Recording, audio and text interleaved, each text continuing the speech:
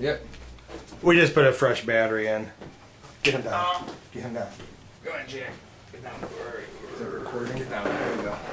Okay.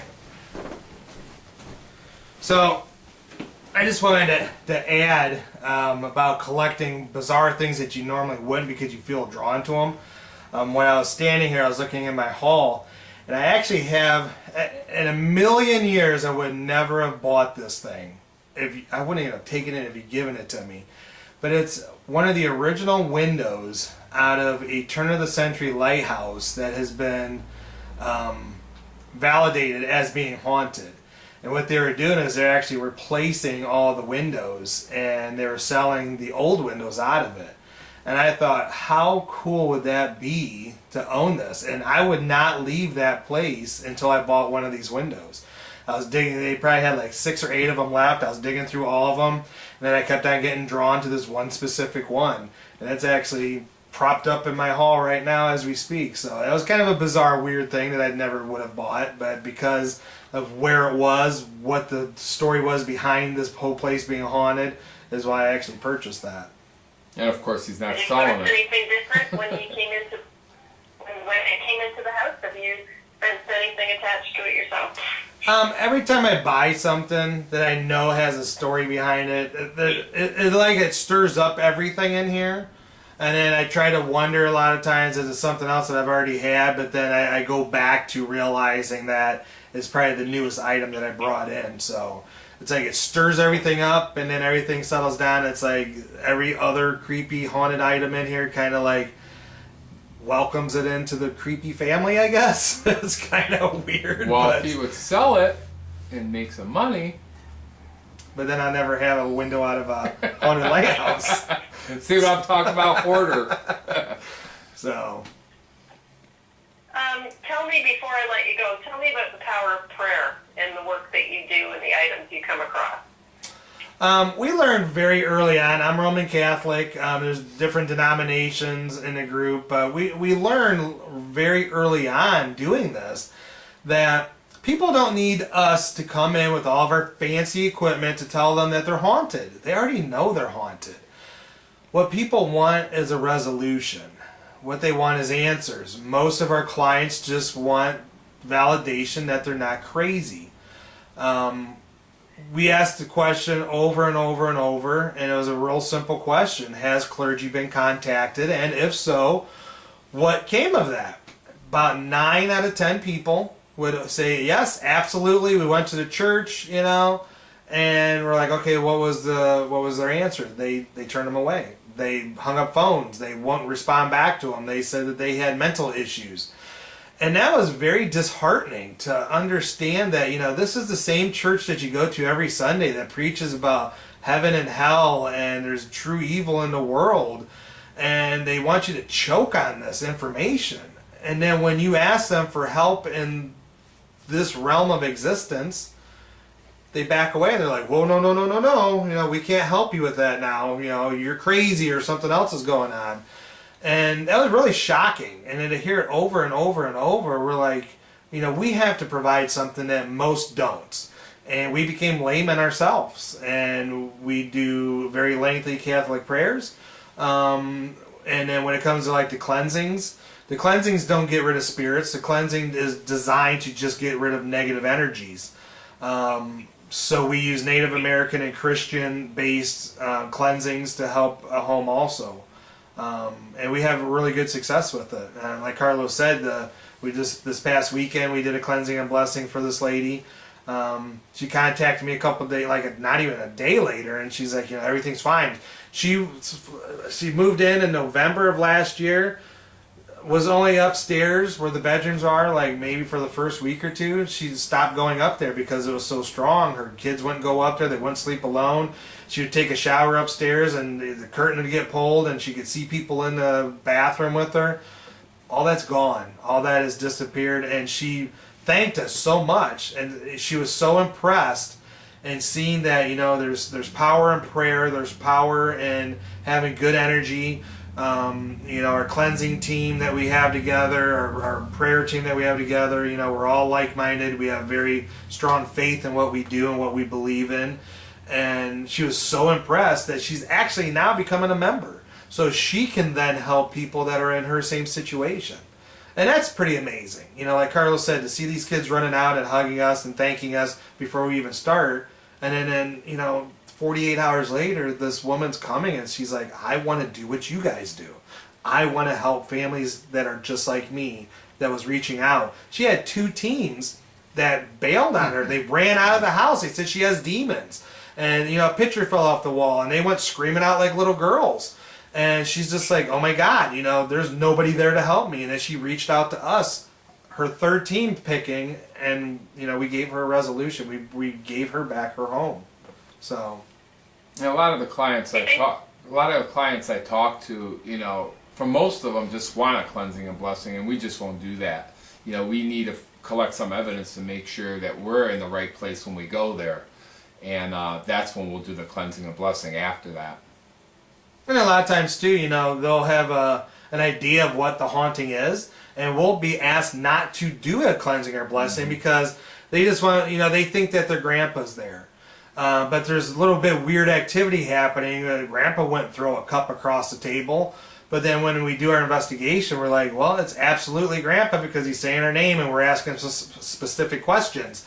And then they're okay with it. And then we're like, well, do you still want a cleansing or blessing? No, absolutely not. You know, we want him here. You know, at least we know that it's him, you know, that's causing all this havoc around here. So a lot of people, they come to a resolution in a whole different type of scenario, and that's allowing it to stay there. Do you think that because of your faith and because you believe in the power of prayer, that it makes it easier for you to live with haunted items yourself without being afraid of them? I believe so. I mean, you asked Carla, my famous go-to phrase is any monkey can say prayer. Any monkey can recite a couple words. And the spirit realm knows that you're full of BS if you don't believe in what you're saying. You know, I can say, you know, Jesus Christ, you know, leave now and you're never allowed back. If I'm quivery voice and I'm just like saying words just because I need to get out of here because I got to get up early in the morning, it's not going to work. You know, and when we work with hauntings, I'm Roman Catholic. I'm pretty sure that out of 400 investigations that they're not all Roman Catholic hauntings. They're probably Buddhist, they're probably Protestant, they're probably Baptist. But I do what I believe in to help that situation, and it works. It's that power. It's that higher power because you're forcing out the negative. You're forcing out the evil. Got it. So do you think it makes it easier to live with items that you know have some paranormal attachment to them? It does. It does make it easier. To live with it, and I think a lot of it too is it's easier having faith and living with something that has an attachment or is haunted. Was that a ghost? I don't know. The wall just shook. I don't know. Wow. But it is easier in that aspect because we know that we can pull from our faith if something crazy was to happen in our home with the items that we do have that are haunted. And then there's another aspect of it too that if it's just too crazy, we just sell it. You know, so that's the best part of it right there. He won't sell it. So that's another option too. So I guess there's an ease of mind that's built into it. But then another aspect of it too is we're so busy, you know, with filming. We do, you know, we do independent film. We do the paranormal investigating. We do the picking. So we're so busy. We're not really home a lot either. So if there is crazier stuff happening, we're not really here to even experience it, which is probably a good thing too. But that could be part of it also because we are so busy and we're gone so much. We're not here. And usually if I'm here by myself and it's completely quiet, that's when stuff kind of really does happen and it gets kind of weird. And I hear stuff walking around my bed, I get touched and all that. But I think it's because we keep ourselves so busy that we don't have time to think about it, if that kind of makes sense. Yeah, it does. I just, you know, the very thought of something pulling on your blankets and touching your toes, that would not help me sleep. No, and, you know, when it did it with the Nazi flag, it was actually the top. I was laying on my back, feet straight up, and it was like tapping like 3-4 times on the tops of my toes. And I'm telling you, I've seen some crazy stuff. I've seen stuff move. I've seen shadow people.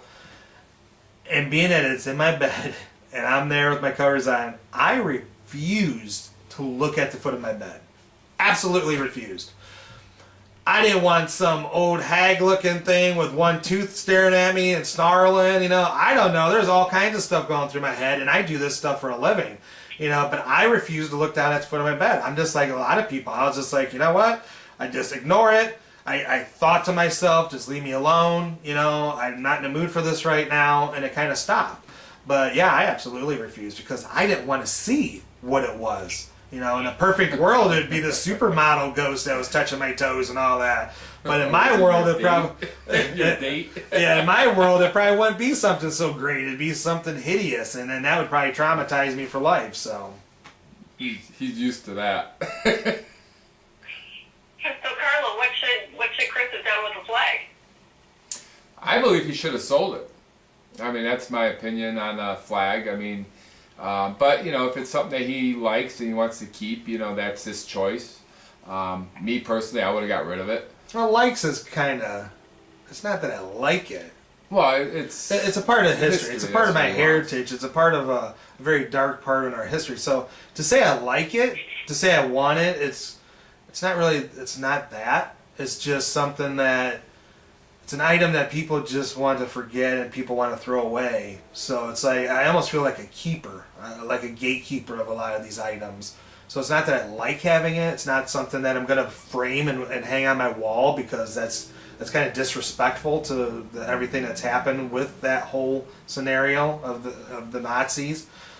But it still needs to be preserved. I still think he should have sold it. Carlo, Yes. ask Chris, would you rather sell a flag or have a good night's sleep? Would you rather have the flag or a good night's sleep? Just for fun. You ask him that and then you answer, Chris. Would you rather sell the flag or have a good night's sleep? That's a tough question. That's a tough question. I mean, a good night's sleep is always nice, but I have insomnia anyway, so I guess the flag stays. So So the flag wins. the flag wins. Thank you both very, very much. Thank you, dear. So now you're stuck with it, guys. We've got way too much here, so it's going to be hard to upload.